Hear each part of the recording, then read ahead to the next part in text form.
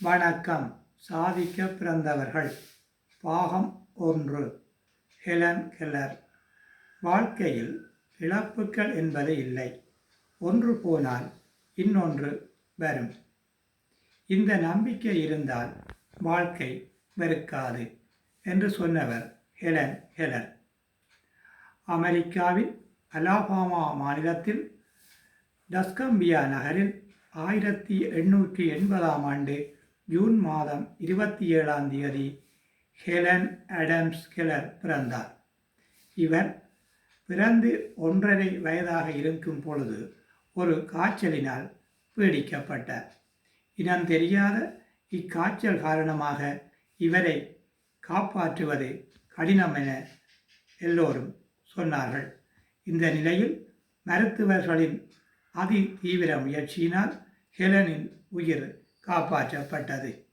எனினும் இந்நோய் பாதிப்பின் காரணமாக ஹெலனது பார்வை புலனும் கேட்டல் புலனும் முற்றாக செயலிழந்தது.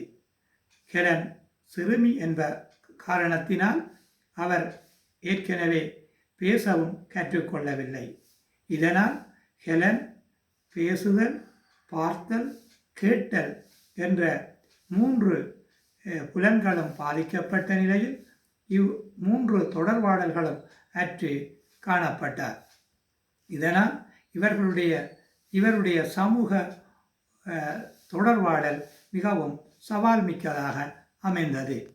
உலகில் உள்ளவற்றை பார்க்க முடியாது, பிறர் சொல்வதை கேட்க முடியாது, தன் உணர்வுகளை வெளியில் சொல்ல முடியாத ஒரு நிலையில் ஹெலன் ஒரு இருண்ட நிலையில் வாழ்ந்தார்.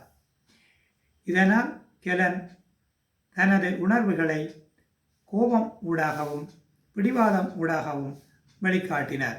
ஹெலனின் எதிர்காலம் பற்றிய கனவுகள் அவர்களது பெற்றோருக்கு சிதைந்து போயின.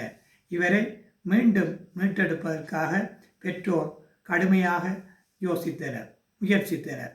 இந்த நிலையில் அலெக்சாண்டர் கிரஹாம் பெல் இவ்வாறான பிள்ளைகளுக்கான உதவிகளினை வழங்குவதான செய்தி ஹெலனின் தாயாருக்கு எட்டியது.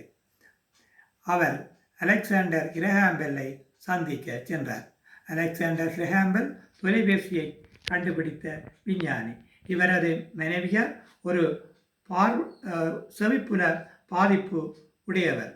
இவர்கள் செவிப்புல பாதிப்புற்ற பிள்ளைகளுக்காகவும் அவர்களின் வாழ்வாதார மேம்பாட்டுக்காகவும் தங்களாலான சேவைகளை ஆர்வத்துடன் ஆற்றி வந்தனர்.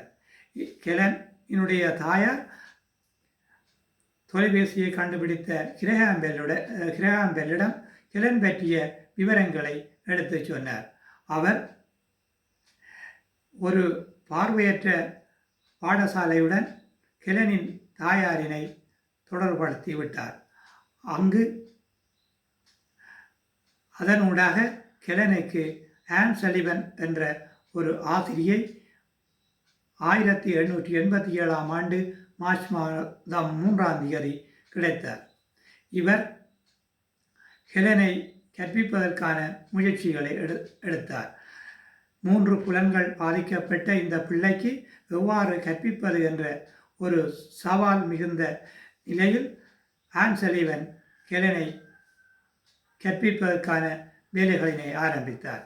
முதலில் ஹெலனின் ஒரு கையில் ஒரு பொம்மையை கொடுத்து மறுகையில் அதன் பெயரினை எழுதினார். ஆனால் அன்றைய தினம் அவர் அதனை ஒரு விளையாட்டாகவே ஹெலன் உணர்ந்து கொண்டார். அந்த பொம்மைக்குரிய சொல்லைத்தான் தன்னுடைய கையில் எழுதுகின்றார் என ஹெலன் அன்று உணர்ந்திருக்கவில்லை. பின்னொரு நாள் ஹெலனை தோட்டத்திற்கு அழைத்து சென்ற ஆன் சலிவன் அங்கிருந்த ஒரு நீர்க்குழாயின் முன்பாக ஹெலனை விட்டு அவருடைய கையில் அந்த நீரினை பாய்ச்சி மறுகையில் வாட்டர் என எழுதினார். அப்பொழுது ஹெலன் அதனை ஓரளவு உணர்ந்து கொண்டார். WATER என எழுதினார். தண்ணீரை வேகமாக பாய்ச்சும் போது வேகமாகவும் மெதுவாக பாய்ச்சும் போது மெதுவாகவும் எழுதினார். அப்பொழுதுதான் ஹெலன் ஒவ்வொரு பொருளுக்கும் ஒவ்வொரு சொல் இருக்கின்றது என்பதனை உணர்ந்து கொண்டார். உடனே தரையினை தட்டி அதற்கான சொல்லினை கேட்டார். அன்றைய தினம் ஹெலன் சுமார் 30 சொற்கள் வரை புரிந்து கொண்டார். அன்றைய தினம் ஹெலனும் அவருடைய ஆசிரியையும் மிகுந்த மகிழ்ச்சி அடைந்தனர். இருண்டிருந்த ஹெலனின் வாழ்வில் ஒரு ஒளிக்கீற்று உதயமானது. தொடர்ந்து பல சொற்களையும் சொற்றொடர்களையும் ஹெலன் ஆன் சலிவனின் உதவியுடன் அறிந்து கொண்டார்.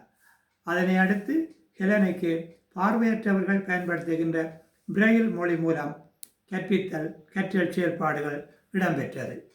ஹெலன் ஒரு பார்வையற்றவர்கள் படிக்கின்ற பள்ளியில் சேர்க்கப்பட்டார். அங்கு ஆன் சலிவனின் உதவியுடன் தனது கற்றல் நடவடிக்கைகளை மேற்கொண்டார். தொடர்ந்து கல்லூரி, பல்கலைக்கழகம் என ஹெலன் தனது கல்வி சிறகை விரித்தெழுந்தார். ஹெலன் 1904 ஆண்டு இளங்கலை பட்டத்தினை பெற்றார். பார்வையற்ற, கேட்டல் பாதிப்புற்ற முதலாவது பட்டதாரி என்ற பெருமையினையும் ஹெலன் தனதாக்கி கொண்டார். தொடர்ந்து அமெரிக்கா மட்டுமன்றி ஸ்கொட்லாந்து, இந்தியா, ஜப்பான் போன்ற பல நாடுகளும் ஹெலனுக்கு பல கௌரவ பட்டங்களை வழங்கி கௌரவித்தன. ஹெலன் ஆங்கிலம் மட்டுமன்றி பிரெஞ்சு, ஜெர்மன், கிரேக்கம், லத்தீன் போன்ற மொழிகளிலும் திறமை மிக்கவராக விளங்கினார். இவர் ஓர் உலக புகழ்மிக்க எழுத்தாளர் ஆவார். இவர் எழுதிய என் வாழ்க்கை கதை, கற்சுவரின் கீதம், என் மதம், இருளில் இருந்து திறந்த கதவு, மாலை காலத்து அமெரி போன்ற நூல்கள் சிறப்புக்குரியவை. இவர் எழுதிய 12 நூல்கள் மிக பிரபல்யமானவை. இவர் நூல்கள் மட்டுமன்றி கட்டுரைகள், பத்திரிகை தொடர்கள் என்பனவற்றையும் எழுதியுள்ளார். இவர் எழுதிய என் வாழ்க்கை கதை 50 மொழிகளில் மொழிபெயர்ப்பு செய்யப்பட்டது. பின்னர் அது திரைப்படமாகவும் ஆக்கப்பட்டது. இத்திரைப்படத்துக்கு உயரிய விருதுகளும் கிடைத்தன. ஹெலனின் வாழ்க்கை திரைப்படமாகவும், ஆவணப்படங்களாகவும், குறும்படங்களாகவும், நூல்களாகவும் வெளிவந்தன. இதில் ஒரு குறும்படத்தில் ஹெலன் நடித்து இருக்கின்றார். ஹெலனின் திறமையை கௌரவிக்கும் முகமாக 1964 ஆண்டு அமெரிக்காவின் தனிநபர்களுக்கான உயரிய விருதை அப்போதைய அமெரிக்க ஜனாதிபதி வில்லிங்டன் பி. ஜோன்சன் அவர்கள் வழங்கி கௌரவித்திருந்தார். ஹெலன் ஒரு எழுத்தாளர் மட்டுமல்ல, ஒரு பேச்சாளரும் ஆவார். இவர் 10 வயதாக இருக்கும்போது சாரா புல்லர் என்கின்ற ஆசிரியரின் துணையுடன் பேச்சு பயிற்சியினை பழகிக்கொண்டார்.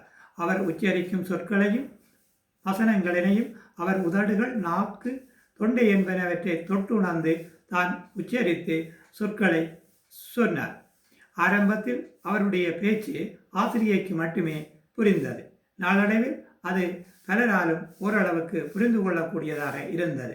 ஹெலன் 30க்கும் மேற்பட்ட நாடுகளுக்கு சென்று தன் திறமையால் பேச்சுக்களை செய்துள்ளார். 2ஆம் உலகப் போரில் பாதிக்கப்பட்ட மக்கள் மத்தியில் இவர் ஆற்றிய உரை அங்குள்ளவர்களிடையே தன்னம்பிக்கையினை ஏற்படுத்தியது. ஹெலன் தனக்கு கிடைத்த நிதிகளினை கொண்டு அறக்கட்டளையினை அமைத்து தன்னை போன்ற பாதிப்புற்றவர்களுக்கும் நலிவுற்ற மக்களுக்கும் உதவி புரிந்தார். இந்நிறுவனத்தின் பணிகள் தொடர்ந்து மேற்கொள்ளப்பட்டு வருகின்றன. ஹெலனின் முன்னேற்றத்திற்கு பெரிதும் துணை நின்றவர் அவரது ஆசிரியை ஆன் சலிவன் அவர்கள். அந்த ஆசிரியை தனக்கு கிடைத்த நாள் தன் ஆத்மாவின் பிறந்த நாள் என ஹெலன் குறிப்பிட்டிருக்கின்றார். 50 ஆண்டுகள் ஹெலனுடன் பயணித்த ஆன் சலிவன் 1936 ஆண்டு இறந்தார். இது ஹெலனுக்கு மிகுந்த மனவருத்தத்தை ஏற்படுத்தியது.